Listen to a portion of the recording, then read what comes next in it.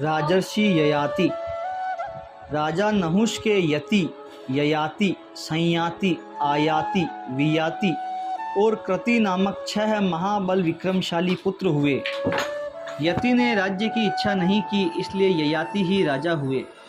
ययाति ने शुक्राचार्य जी की पुत्री देवयानी और वृषपर्वा की कन्या शर्मिष्ठा से विवाह किया था। देवयानी ने यदु और तुवर्सु को जन्म दिया तथा वृषपर्वा की पुत्री शर्मिष्ठा ने द्रुहयु, अनु और पुरु को उत्पन्न किया। ययाति को शुक्राचार्य जी के शाप से युवावस्था में ही बुढ़ापे ने घेर लिया था, किंतु उनकी विषय कामना शांत नहीं हुई थी।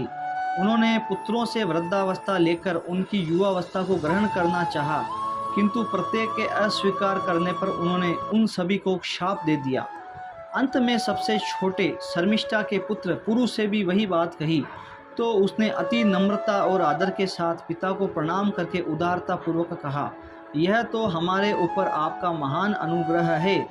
ऐसा कहकर पुरु ने अपने पिता की वृद्धावस्था ग्रहण कर उन्हें अपनी युवावस्था दे दी। राजा ययाति ने पुरु की युवावस्था लेकर समयानुसार प्राप्त हुए यथेष्ट विषयों को अपने उत्साह के अनुसार धर्म पूर्वक भोगा और अपनी प्रजा का भली प्रकार पालन किया। फिर शर्मिष्ठा और देवयानी के साथ विविध भोगों को भोगते हुए मैं कामनाओं का अंत कर दूंगा, ऐसा सोचते सोचते वे शुद्ध चित्त हो गए और अंत में उन्होंने इस प्रकार अपना उद्गार प्रकट किया, भोगों की तृष्णा उनके भोगने से कभी शांत नहीं होती, बल्कि घृताहुति से अग्नि के समान वह बढ़ती ही जाती है। संपूर्ण पृथ्वी में जितने भी धान्य, यव, सुवर्ण, पशु और स्त्रियां हैं, वे सब एक मनुष्य के लिए भी पर्याप्त नहीं हैं। इसलिए तृष्णा को सर्वथा त्याग देना चाहिए। जिस समय कोई पुरुष किसी भी प्राणी के लिए पापमयी भावना नहीं करता, उस समय उस समदर्शी के लिए सभी दिशाएं सुखमयी हो जाती है। दुर्मतियों के लिए जो अत्यंत दुस्तज्य है तथा वृद्धावस्था में भी जो शिथिल नहीं होती, बुद्धिमान पुरुष उस तृष्णा को त्याग कर सुख से परिपूर्ण हो जाता है। अवस्था के जीर्ण होने पर केश और दांत तो जीर्ण हो जाते हैं, किंतु जीवन और धन की आशाएं उसके जीर्ण होने पर भी जीर्ण नहीं होती।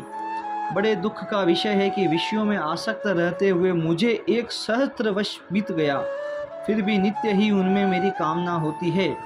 अतः अब मैं इसे छोड़कर अपने चित्त को भगवान में ही स्थिर कर निर्द्वंद्व और निर्मम होकर वन में विचरूंगा। ऐसा कहकर राजा ययाति ने पुरु से अपनी वृद्धावस्था वापस लेकर उसकी युवावस्था लौटा दी और स्वयं वन को चले गए। जय श्री राम।